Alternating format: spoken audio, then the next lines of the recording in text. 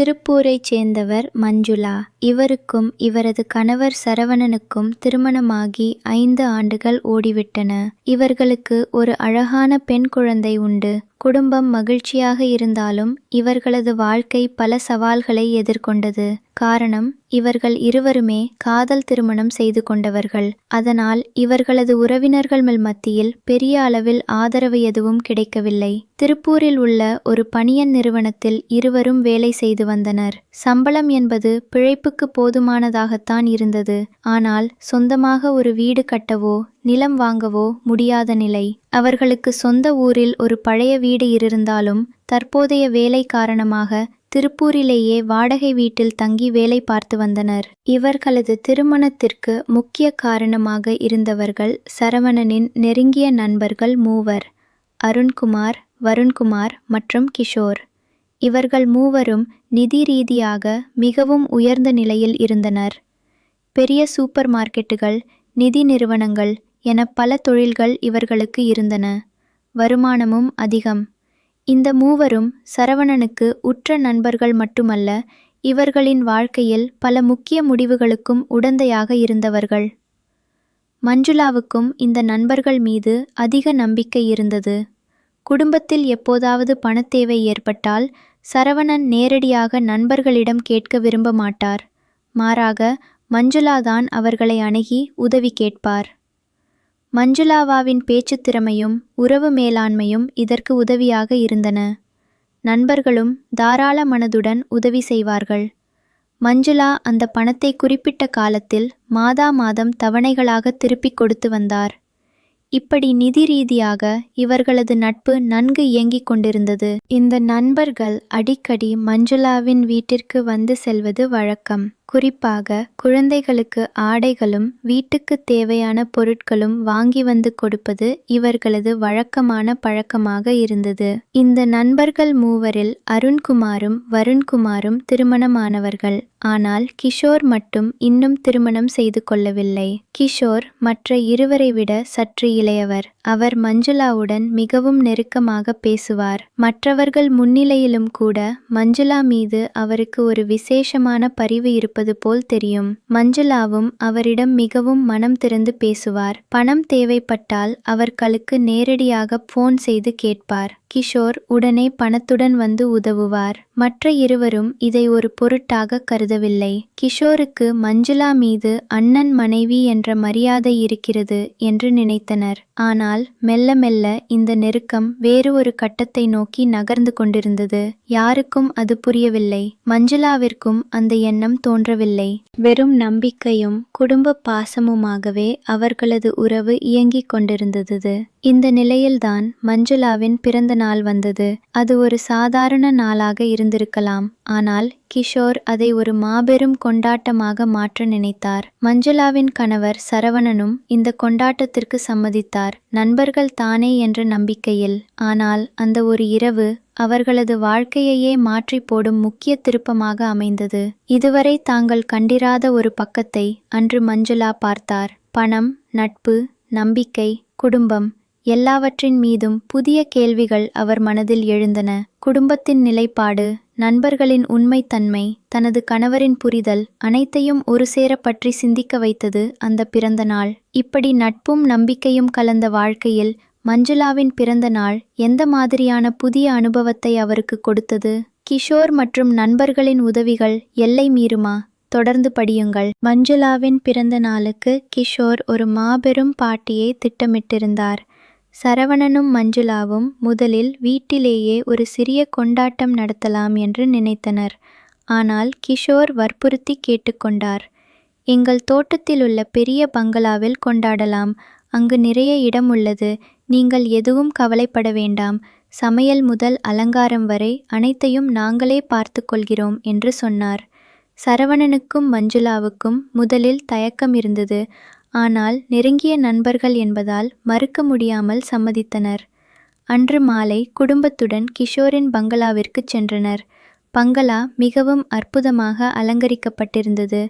வண்ண வண்ண விளக்குகள், இசை, உணவு வகைகள் என அனைத்தும் சிறப்பாக இருந்தன. மஞ்சுளா மனதளவில் மகிழ்ச்சியாக இருந்தார். கணவரின் நண்பர்கள் தங்களை மதிக்கிறார்கள் என்ற எண்ணம் அவருக்கு பெருமையாக இருந்தது. கொண்டாட்டம் ஆரம்பமானது. சில மணி நேரங்கள் எல்லாம் நன்றாகவே இருந்தது. பிறகு மெல்ல மெல்ல மதுபானம் அறிமுகமானது. சரவணனும் மற்ற நண்பர்களும் மது அருந்தத் தொடங்கினர். மஞ்சுளா மட்டும் அதை தொடவில்லை. ஆரம்பத்தில் சிரிப்பும் கேலியுமாக இருந்த உரையாடல்கள் மெல்ல மெல்ல தனிப்பட்ட நிலைக்கு நகரத் தொடங்கின. கிஷோர் மஞ்சுளாவின் அருகில் அடிக்கடி வந்து உட்கார்ந்தார். மற்றவர்கள் கவனிக்காத நேரத்தில் மஞ்சுளாவின் கையை தொடுவது போன்ற சில சம்பவங்கள் நிகழ்ந்தன. மஞ்சுளா முதலில் அதை தற்செயலாக நினைத்தார். ஆனால் அது தொடர்ந்தபோது அவருக்கு அசௌகரியம் ஏற்பட்டது. கணவர் சரவணன் அருகில் இருந்தும் அவர் மது போதையில் இருந்ததால் இவற்றை கவனிக்கவில்லை. மஞ்சுளாவின் பார்வையில் இந்த நண்பர்கள் பற்றிய முந்தைய மரியாதை கொஞ்சம் கொஞ்சமாக குறையத் தொடங்கியது. இருந்தாலும் இவர்கள் கணவரின் உற்ற நண்பர்கள், இவர்கள் தவறாக எதுவும் செய்ய மாட்டார்கள் என்ற நம்பிக்கையில் மௌனமாக இருந்தார். மற்ற 2 நண்பர்களான அருண்குமாரும் வருண்குமாரும் அதிக மது அருந்தி சோர்வாக இருந்தனர். கிஷோர் மட்டும் தெளிவாக இருந்தார். அவரது பார்வை முழுவதும் மஞ்சுளாவின் மீதே இருந்தது. அதை மஞ்சுளாவால் தவிர்க்க முடியவில்லை. நள்ளிரவு வரை கொண்டாட்டம் நீடித்தது. இறுதியில் அனைவரும் அந்த பங்களாவிலேயே தூங்க ஏற்பாடு செய்யப்பட்டது. சரவணனுக்கு அப்போது தன் அலுவலகத்திலிருந்து ஒரு முக்கிய அழைப்பு வந்தது. அவசர வேலை, நான் உடனே போய்தான் ஆக வேண்டும். நீங்கள் இங்கேயே இருங்கள், என் நண்பர்கள் உங்களை பார்த்து கொள்வார்கள் என்று சொல்லிவிட்டு சரவணன் கிளம்பிவிட்டார். மஞ்சுளாவுக்கு அப்போது பயம் குடிகொண்டது. கணவர் இல்லாத நேரத்தில் குறிப்பாக மது போதையில் இருக்கும் நண்பர்களுடன் தனியாக இருப்பது பற்றி அவர் கவலைப்பட்டார். கிஷோர் மஞ்சுளாவின் அருகில் வந்து உட்கார்ந்தார். நீங்கள் ஏன் கவலைப்படுகிறீர்கள்? நாங்கள் உங்களுடைய நண்பர்கள், உங்களை நாங்கள் கவனித்துக் கொள்கிறோம் என்று கூறினார். ஆனால் அவரது பார்வையிலும் பேச்சிலும் ஒரு வித்தியாசம் இருப்பதை மஞ்சுளா உணர்ந்தார். இருளில் மற்றவர்கள் தூங்கிக் கொண்டிருக்கும் வேளையில் கிஷோர் மஞ்சுளாவின் அருகில் மிக நெருக்கமாக வந்து உட்கார்ந்தார். நீங்கள் மிக அழகாக இருக்கிறீர்கள் என்று கூறினார். மஞ்சுளா அதிர்ச்சியடைந்தார். தயவு செய்து கண்ணியமாக இருங்கள், நான் உங்கள் நண்பரின் மனைவி என்று பதிலளித்தார். கிஷோர் அப்போது பின்வாங்கினார். ஆனால் அந்த இரவு முழுவதும் மஞ்சுளாவால் தூங்க முடியவில்லை. அவர் மனம் குழம்பியது. அதுவரை நண்பர்கள் மீது இருந்த மரியாதை அன்று தகர்ந்தது. கணவர் இல்லாத சூழலில் மஞ்சுளாவின் மீது கிஷோர் அதிகமாக நெருங்குவது மஞ்சுளாவின் மனதில் என்ன தாக்கத்தை ஏற்படுத்தியது? அந்த இரவின் அனுபவம் அவரது வாழ்க்கையில் ஒரு திருப்புமுனையாக அமையுமா? மேலும் அறிய அடுத்த பாகத்தை படியுங்கள். அன்றிரவு முழுக்க மஞ்சுளாவுக்கு கண் விழிப்பு. கிஷோரின் பேச்சும் செயலும் அவர் மனதை அலைக்கழித்தன. கணவர் சரவணனின் மீது ஒரு விதமான கோபமும் விரக்தியும் உண்டாயிற்று. என்னை இங்கே தனியாக விட்டு சென்று விட்டாரே என்ற நினைப்பு அவரை வாட்டியது. மறுபுறம் நண்பர்கள் மீது இருந்த நம்பிக்கையும் குறையத் தொடங்கியது. காலை பொழுது விடிந்தது. மற்றவர்கள் தூக்கத்திலிருந்து விழித்தனர். கிஷோர் எதுவும் நடக்காதது போல இயல்பாக நடந்து கொண்டார். ஆனால் மஞ்சுளாவால் அவரை பழையது போல் பார்க்க முடியவில்லை. கணவர் காலையில் வந்து சேர்ந்தார். எப்படி இருந்தது இரவு? எல்லோரும் உன்னை பார்த்து கொண்டார்களா என்று கேட்டார். மஞ்சுளாவால் உடனடியாக எதுவும் சொல்ல முடியவில்லை. கணவரின் நெருங்கிய நண்பர் என்று சொன்னால் இது பெரிய பிரச்சனையாகிவிடுமோ என்ற அச்சம், மேலும் கணவர் அதை நம்புவாரா என்ற சந்தேகமும் இருந்தது. எனவே அவர் அன்று மௌனமாக இருந்தார். ஆனால் அவர் முகத்தில் இருந்த பதற்றத்தை சரவணன் கவனித்தான். ஏதோ பிரச்சனையா? நான் உன்னை தனியாக விட்டு சென்றது தவறு என்று தோன்றுகிறதா என்று கேட்டான். அதெல்லாம் இல்லை, உங்கள் வேலையை நீங்கள் கவனித்தீர்கள், அது சரிதான் என்று மட்டும் மறுமொழி கூறினாள். வீடு திரும்பிய பிறகும் மஞ்சுளாவால் நிம்மதியாக இருக்க முடியவில்லை. அந்த நிகழ்வு அவரை ஆழமாக பாதித்தது. அவர் தனது கனவுகளை பற்றி சிந்திக்கத் தொடங்கினார். சொந்த ஊரில் ஒரு சூப்பர் மார்க்கெட் தொடங்க வேண்டும் என்று நீண்ட காலமாக இருந்த அவரது ஆசை அப்போது மிக பெரியதாக தோன்றியது. நாம் இன்னும் சுயாதீனமாக வேண்டும், பணத்திற்காக பிறரை நம்பி இருக்கக்கூடாது, எவ்வளவு நெருங்கிய நண்பர்கள் என்றாலும் சில எல்லைகளை கடக்கக்கூடாது என்பதை அந்த நிகழ்வு உணர்த்தியது. மஞ்சுளா தனது கனவை பற்றி கணவரிடம் பேச முடிவு செய்தார். நம்மால் நமது ஊரில் ஒரு தொழில் தொடங்க முடியுமா? இங்கு வாடகை வீட்டில் கஷ்டப்பட்டு வேலை பார்ப்பதை விட சொந்த ஊரில் சூப்பர் மார்க்கெட் நடத்தினால் நாம் சுதந்திரமாக இருப்போம் என்று விளக்கினார். சரவணனுக்கும் அந்த எண்ணம் பிடித்திருந்தது. ஆனால் மூலதனம் எங்கிருந்து வரும் என்று கேட்டான். நண்பர்களிடம் கடன் கேட்க வேண்டும் என்ற நிலை இருந்தது. அதை மறுபடியும் சிந்திக்க வைத்தது மஞ்சுளாவின் மனதில் அந்தச் சம்பவம். நண்பர்களிடம் கேட்பதை விட நமது சேமிப்பு, கடன், இன்னும் பிற வழிகளை பார்க்கலாம் என்றார். ஆனால் அவர்களது சேமிப்பு அந்த அளவுக்கு இல்லை. வங்கிக் கடன் கிடைக்கக்கூடியதாகவும் இல்லை. அப்போது மீண்டும் அந்த நண்பர்கள் மனதில் வந்தார்கள். மஞ்சுளா மறுபடியும் சிந்தித்தார். கடந்த காலத்தில் அந்த நண்பர்கள் செய்த உதவிகள் பல. இப்போது ஒரு பெரிய தொகை தேவைப்படுகிறது. உண்மையில் கணவரின் நண்பர்களும் நல்லவர்கள்தான். கிஷோரின் செயல் ஒரு தவறான புரிதலாக இருக்கலாம். இந்த எண்ணங்கள் மஞ்சுளாவின் மனதில் அலைமோதின. அவர் சரவணனிடம், நம் நண்பர்களிடம் ஒரு முறை பேசி பார்க்கலாமா? நம் கனவை பற்றி சொல்லி அவர்கள் உதவ முன்வந்தால் நாம் அதை வாங்கிக் கொண்டு உறுதியாக திருப்பிக் கொடுத்து விடுவோம் என்றார். சரவணன் மகிழ்ச்சியுடன் ஒப்புக்கொண்டான். ஆனால் மஞ்சுளாவின் மனதில் ஒரு சிறு கவலை. கிஷோருடன் மீண்டும் நெருங்கி பழகுவதில் சற்று தயக்கம். இருந்தாலும் குடும்பத்தின் எதிர்காலத்திற்காக அந்த உறவுகளை மறுபரிசீலனை செய்ய தீர்மானித்தார். தொழில் தொடங்கும் கனவு அவருக்கு மிகவும் முக்கியமானதாக இருந்தது. மஞ்சுளா மற்றும் சரவணன் நண்பர்களிடம் உதவி கேட்க முடிவு செய்கிறார்கள். ஆனால் முந்தைய சம்பவம் கிஷோர் மீது மஞ்சுளாவின் மனதில் ஒரு வித்தியாசமான எண்ணத்தை உருவாக்கியுள்ளது. இந்த நிலையில் நண்பர்கள் என்ன முடிவு எடுப்பார்கள்? மஞ்சுளாவின் கனவு நனவாகுமா? தொடர்ந்து படியுங்கள். சில நாட்கள் கழித்து மஞ்சுளாவும் சரவணனும் 3 நண்பர்களையும் அழைத்து ஒரு சந்திப்பை ஏற்பாடு செய்தனர். மஞ்சுளா அவர்களிடம் தனது கனவை பற்றி விரிவாக பேசினார். எங்கள் ஊரில் மக்கள் தொகை அதிகம். அங்கு பெரிய சூப்பர் மார்க்கெட் கிடையாது. நாங்கள் ஒன்றை தொடங்கினால் நிச்சயமாக வெற்றி பெறுவோம். ஆனால் ஆரம்ப மூலதனம் எங்களிடம் இல்லை. உங்களால் முடிந்த உதவி செய்யுங்கள். வட்டியோ லாபமோ கொடுக்க நாங்கள் தயார் என்று கூறினார். அருண்குமாரும் வருண்குமாரும் உடனே ஆர்வம் காட்டினர். நீங்கள் எங்களிடம் உதவி கேட்க வேண்டாம். நாங்களாகவே கொடுக்க தயார். உங்கள் கனவு நனவாக வேண்டும் என்று நாங்கள் விரும்புகிறோம் என்றனர்.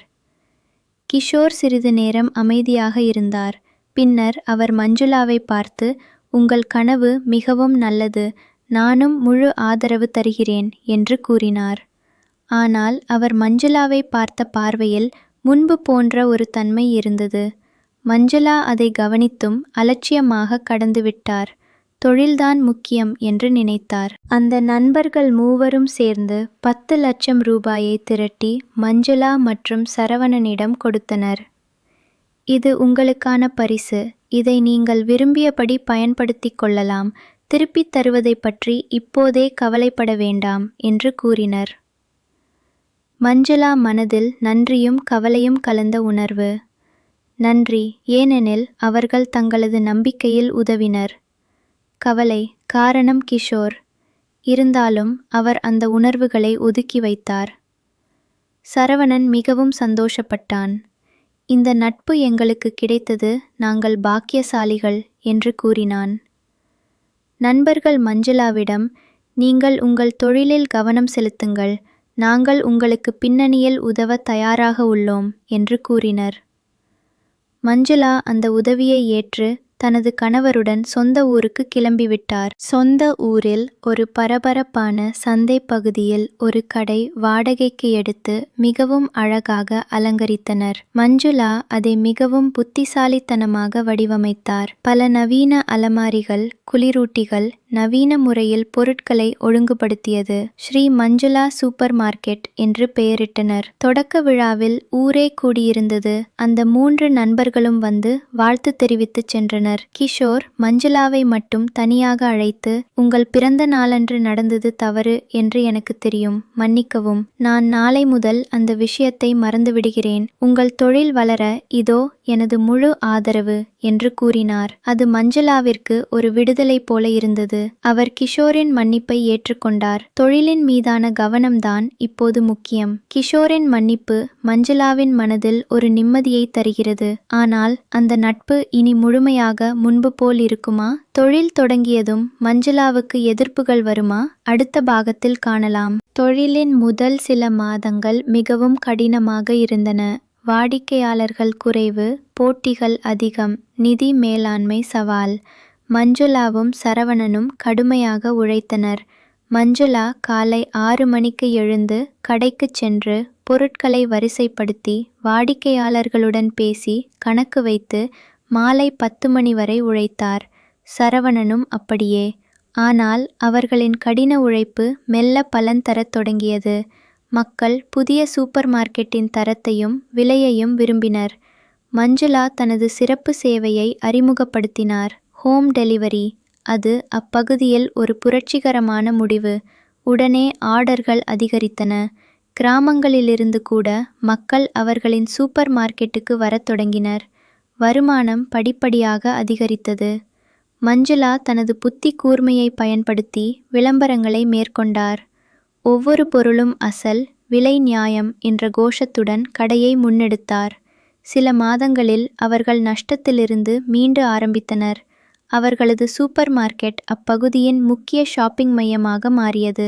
இதற்கிடையில் மஞ்சுளா தனது நண்பர்களுக்கு கடனை திருப்பித் தொடங்கினார். ஒவ்வொரு மாதமும் ஒரு குறிப்பிட்ட தொகையை அவர்களது கணக்கில் செலுத்தினார். அருண்குமாரும் வருண்குமாரும் மஞ்சுளாவின் ஒழுக்கத்தை பாராட்டினர். கிஷோர் மஞ்சுளாவுக்கு ஃபோன் செய்து, கடனை அவசரப்படுத்த வேண்டாம், உங்கள் வளர்ச்சிக்கு பயன்படுத்திக் கொள்ளுங்கள் என்று கூறினார். ஆனால் மஞ்சுளா தனது திட்டத்தில் உறுதியாக இருந்தார். இது நாங்கள் எடுத்த கடன், அதை முறையாக திருப்பித் தருவது எங்கள் பொறுப்பு என்று பதிலளித்தார். அவர் கணக்கு புத்தகங்களை மிகவும் ஒழுங்காக வைத்திருந்தார். மேலும் தொழிலில் லாபம் வந்ததும் அதில் ஒரு பகுதியை சேமித்து நண்பர்களுக்கு வட்டியுடன் திருப்பித் தர திட்டமிட்டார். இந்த ஒழுக்கமும் பொறுப்புணர்வும் அவரது வணிகத்தில் ஒரு நல்ல பெயரை உண்டாக்கியது. மக்கள் அவரை நம்பத் தொடங்கினர். ஒரு வருடத்தில் மஞ்சுளா சரவணனுடன் சேர்ந்து மேலும் 2 டெலிவரி வாகனங்களை வாங்கினர். பின்னர் அவர்களது சொந்த ஊரிலேயே ஒரு அழகான பங்களாவை கட்டத் தொடங்கினர். அது ஒரு கனவு நனவான கணம். மஞ்சுளா தனது குடும்பத்திற்காக மட்டுமல்ல, தனது சுயமரியாதைக்காகவும் இந்த வெற்றியை நினைத்து மகிழ்ந்தார். அவர் தனது கணவனிடம், எனக்கு நம்பிக்கை கொடுத்ததற்கு நன்றி, நாம் சுதந்திரமாக இருக்கிறோம் என்று கூறினார். சரவணன், உனது தைரியமும் உழைப்பும் தான் இதற்கு காரணம் என்று பாராட்டினார். நண்பர்கள் அவர்களது வீட்டை பார்க்க வந்தனர். எல்லோரும் மகிழ்ச்சியாக இருந்தனர். கிஷோர் மஞ்சுளாவின் வெற்றியை பார்த்து மிகவும் மகிழ்ச்சி அடைந்தார். நீங்கள் இதை சாதித்தது பெரிய விஷயம் என்று சொன்னார். அந்த நாளில் மஞ்சுளாவின் மனதில் முந்தைய தடைகள் எதுவும் இல்லை. தொழில் அவருக்கு முழு சுதந்திரத்தையும் தன்னம்பிக்கையையும் கொடுத்தது. மஞ்சுளாவின் சூப்பர் மார்க்கெட் வெற்றி பெற்று அவர்கள் பங்களா கட்டிய கதையை பார்த்தோம். ஆனால் வாழ்க்கையில் இறுதி வெற்றி என்பது பணம் மட்டுமா? மஞ்சுளா தனது பழைய உறவுகளை எவ்வாறு கையாளுகிறார் என்பதையும் வாழ்க்கையின் மிகப்பெரிய பாடத்தையும் இறுதி பாகத்தில் பார்ப்போம். சில ஆண்டுகள் கடந்தன. மஞ்சுளா இப்போது ஒரு வெற்றிகரமான தொழிலதிபர். அவரது கடைகள் 3 கிளைகளுக்கு விரிவடைந்துள்ளன. ஊரில் அவருக்கு ஒரு மதிப்பு இருக்கிறது. ஆனால் இந்த வெற்றிக்கு பின்னால் அவரது வாழ்க்கை பாடத்தை அவர் மறக்கவில்லை. பணம், நட்பு, குடும்பம் இவற்றின் எல்லைகள் பற்றி அவர் இப்போது தெளிவாக புரிந்து கொண்டார். ஒரு நாள் கிஷோர் அவரது அலுவலகத்திற்கு வந்தார். அவர் திருமணம் செய்து கொள்ள இருக்கிறார். என்னுடைய திருமணத்திற்கு நீங்கள் கண்டிப்பாக வர வேண்டும் என்று அழைப்பிதழ் கொடுத்தார். மஞ்சுளா புன்னகையுடன் ஏற்றுக்கொண்டார்.